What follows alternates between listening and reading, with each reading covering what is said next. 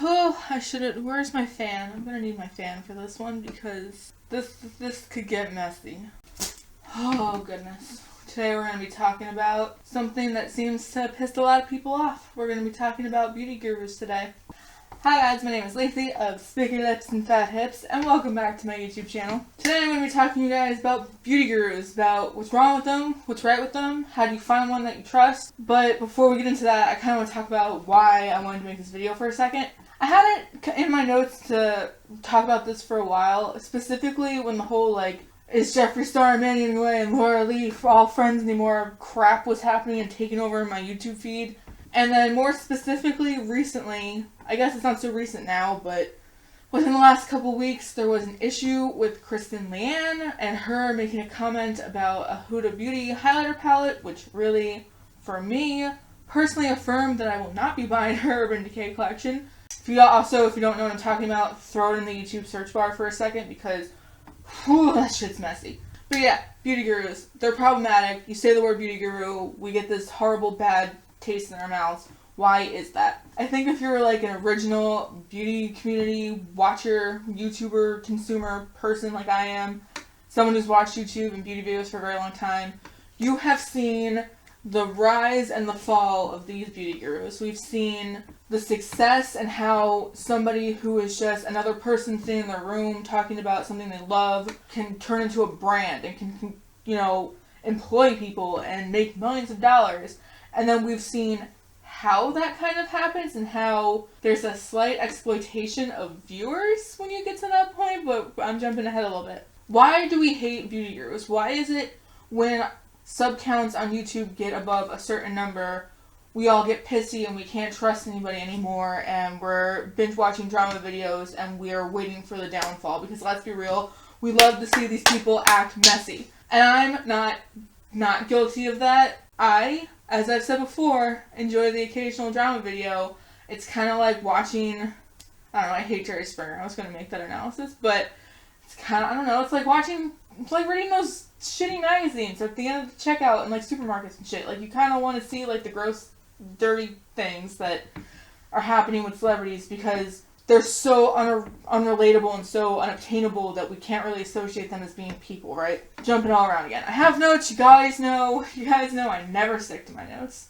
We're talking. There's something so relatable to the idea of a beauty guru. I love makeup. This person loves makeup. Maybe they have similar styles to me. Maybe they have similar looks and preferences and things like that.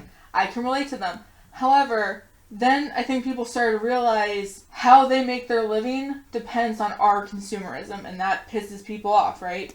I think that was kind of the birth of most drama channels that we know now, was exposing the greedy side to beauty gurus and affiliate codes and affiliate links and ads that aren't being disclosed and undisclosed sponsorships and blah blah blah. But I think there's more to it than that.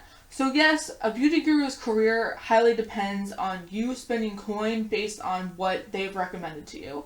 And they create relationships with brands because the brands are hoping that they can accomplish their agenda through these, YouTubers and Instagrammers and whatnot, because that's where the term influencer comes from, right? These are people who have large influences over their channel. Somewhere along the way, that all becomes unrelatable to the viewer. I know I can't relate to living in LA, driving fancy cars, living in big apartments, going to brand parties every week, being sent on brand trips, getting thousands and thousands and thousands of dollars of makeup delivered to my door, only to touch it once and never touch it again.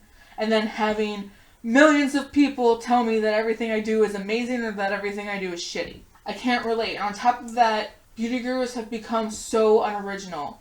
Their content's unoriginal. Their appearances are unoriginal. And I'm not here to shit on anybody, but appearances start to look the same. Taste in makeup starts to look the same. Preferences in makeup starts to look the same. That's why I was able to make a whole video just on things that were extremely hyped on YouTube, because everyone starts liking the same thing regardless of maybe it's the best product or not. It all just turns into this unoriginal YouTube cesspool where everyone's doing the same types of videos, the same challenges, the same tags, the same looks, using the same products, getting the same lip fillers, no offense, but everyone really is starting to look like clones of each other, and the content is starting to be cloned from each other. And then it's just, if you're the person who looks like me, who just wants to understand what number I should contour onto my face, you can't relate anymore, because there reaches a point too where beauty gurus stop talking to you like you don't know what they know. So instead of being like, and now I'm going to do this step means that I'm going to be doing this, now they just assume that everybody's on the same makeup level, which I find is what turns a lot of people off of the beauty community, is if you don't already know what the hell every word is, what the hell every product is, you're lost, and it affects your purchases, which is something that very much happened to me when I first came into YouTube. I was looking up how to contour, and then these sponsored videos with these very specific products were coming up, and I'd be like, well, I guess if I want to be good at that, I have to buy this product. And this is where all of this shit, that this is what the problem is.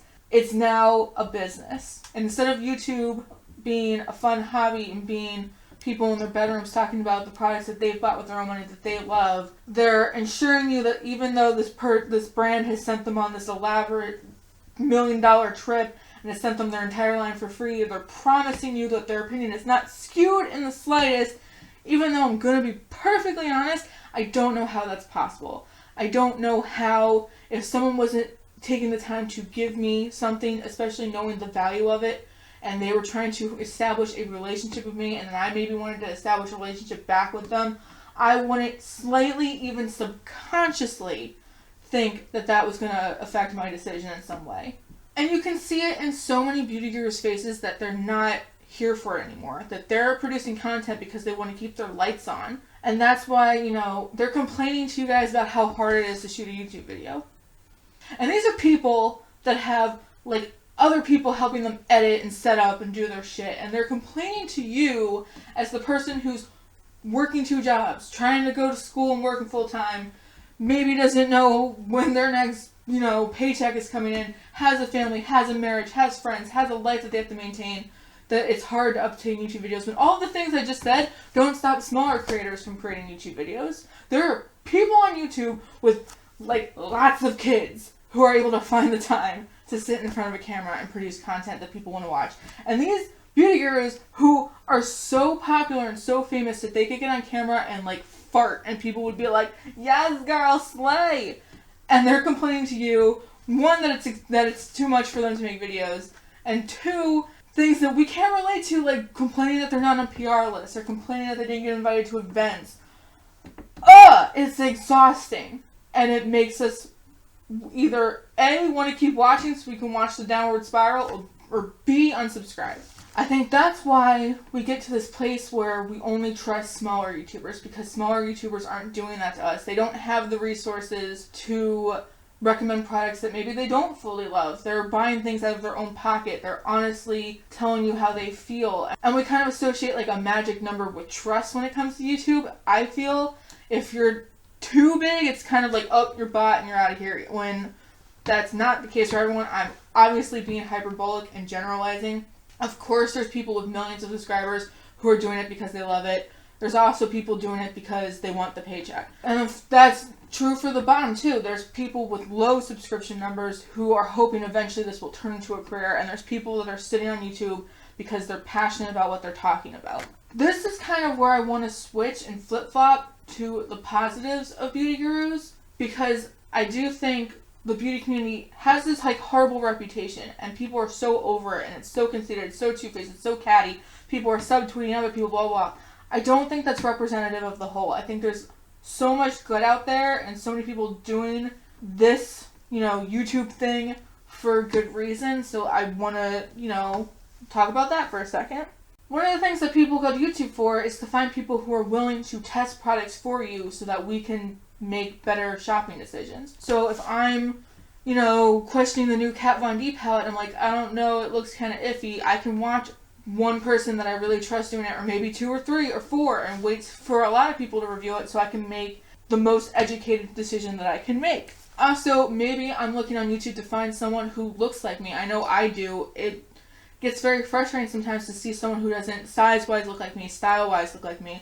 Not to mention things like age, race, disability, all that stuff. So, like I said, a lot of people look the same, but there's also people who are different and are bringing something new and unique to the table and are showing different styles, different preferences, different cultures, different, languages. And people can find them and relate to them and find some like comfort in them and some almost compatibility. And there are also people who just take the job seriously. They're very aware that what they say is going to influence people, and they're not taking that lightly. People like Luvs Reviews or Stephanie Nicole, who won't put out a review until they've thoroughly tested and collected their thoughts on a product because they don't want to fuck anyone over. That's incredible, and those are people who deserve to have lots and lots of subscribers because their work ethic shows in their videos. Whew, I'm getting like exhausted. This is a fire subject. So, getting to the point of this video, how do you navigate all this bullshit? How do you find a beauty guru that you trust? How do you trust beauty gurus when so many people are saying they're fake, they're greedy, they're using their subscribers, they only care about the money? How do you, get through this maze of so many people? This community is so full. And how do you find the people that are winners, that are genuine, who look like you, who have preferences like you, have tastes like you, who have personalities that you love and connect with? How do we do that? I think the first thing you have to do is figure out who you like and then see who is related to them. Not like obviously blood relation, but like when you watch a video, who pops up in the recommended bar? Who, when you click on their channel, who pops up in their similar channels? That has a lot to do with who they're tagging in videos, who they're watching, who they're recommending, who they're talking about. They're creating that community. You have to start somewhere and then extend outwards into the community. Because that's what it is, a beauty community. Once you think you've found someone, look for people who are similar to you, whether it is aesthetically, size-wise, skin color, preferences, maybe, skin problems, things that you're going through, life situations. If you're, someone who works full-time and doesn't really have the opportunity to experiment with makeup, you just want to be realistic, find someone else who's like, hey, I can only ever be realistic about my situation. If you want to be in full drag all the time, find people who also look like they're in full drag all the time. Find those people there, you watch them and you're just like, yeah, they have something, they're worth watching, I'm clicking. Kind of like how you wouldn't just be friends with anybody, you're going to be friends with people who click with you, who better you in some way. YouTube subscriptions can be the same way. You can subscribe to people who educate you, who make good content, who are entertaining, who, make you feel good about yourself, who inspire you. Once you've found that person, okay, we found them, now we're like, I don't know. Watch their shit and like binge watch it. Because I really feel like the more you watch someone, the more a person's on YouTube, I feel like it's obvious, but they get more and more comfortable and more of their true personality shows out. But you're just going to get a sense of who that person is through their videos. How do they talk? What are their values like? You might not, they're not going to openly be like, and I believe this about this, unless they're me. But, what do they like to talk about? Are they someone who's family-oriented? Are they educational-oriented? Are they really into makeup for the artistry? Are they, all that stuff? Are they, kind of suspicious? Are they putting 800 ads in a 10-minute video? Are they mentioning codes that they have very, very frequently? Use your best judgment. If it seems like, this content seems like it was created to get some money out of me, you're probably right. It probably was created to get some money out of you. Also, throw their username into the search bar real quick. See what comes up. If there's going to be drama associated with them or problematic behaviors associated with them, 800 wannabe drama channels have made their video trying to have a come up about it. Like, Google them real quick. See who they're associated with is another thing. Go on their social media. First of all, see how they post on social media. See who they interact with. Are they someone who takes the time to talk to their subscribers and interact with their fan base? Are they someone who is subtweeting? Are they someone who is following other channels that you really hate, who are known to be problematic? Feel them out. At the end of the day, go with your gut. If every time you look at this person, you're like, oh, I really don't like them, but I want to subscribe to them for X reason, it's not worth it. If you're constantly seeing creators pop up in your recommended videos and your subscription videos, and that person makes you cringe and you can't stand them, but you keep finding yourself clicking on their videos because you want to see the messiness, don't. That's just adding to negativity in your own life. You don't need it. Unsubscribe from people that you don't enjoy watching. Support people that you do enjoy watching. And if you do like people on YouTube, I'm not saying this because I have ads, because I can't monetize. If they throw an ad in the beginning of the video, watch it, support their channel, comment, interact with them, tell them that you enjoy their content, encourage them to keep creating content. Help build the community, help keep the community. I think we're in such this like a toxic place, and it's so catty and it's so bad, and we want to go in comment sections. We want to tell them that they suck. We want to tell them that you hate their video, that you like their other video better, that you don't like how their brows look today. Stop contributing to the negativity, because it's just making beauty influencers react more negatively back at their audiences. You don't have to feed into it. You don't have to watch shit you don't want to watch. You can support the people you want to support, and then they will only continue to grow because of your support. It's you guys recommending people that you love to your friends and stuff, and taking the time to comment and boosting their activities so their videos get shown more, enabling people who deserve to keep creating and are using a platform for positivity to keep creating, and weeding out the people who maybe need to move on to something else. Views on YouTube are your vote. Even if you're viewing it with the intention of disliking and telling someone you suck, you still gave them a view, you're still encouraging them to keep making content.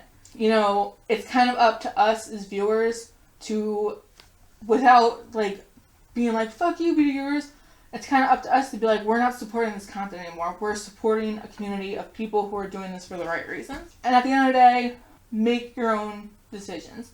If you don't feel comfortable using someone's code, don't. If you don't feel comfortable using someone's affiliate code, don't.